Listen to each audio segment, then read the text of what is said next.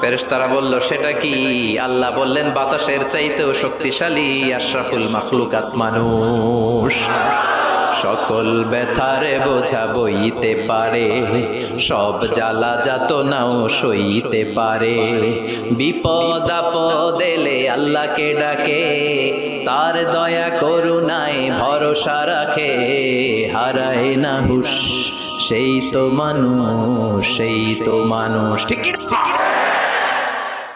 আল্লাহ বললেন মানুষ শক্তিশালী, তবে ওই মানুষ যেই মানুষ ডান হাত যা দান করে বাম হাত সেটা টের পায় না।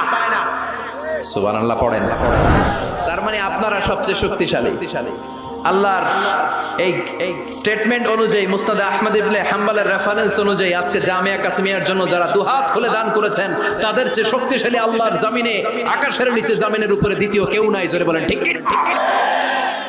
সবচেয়ে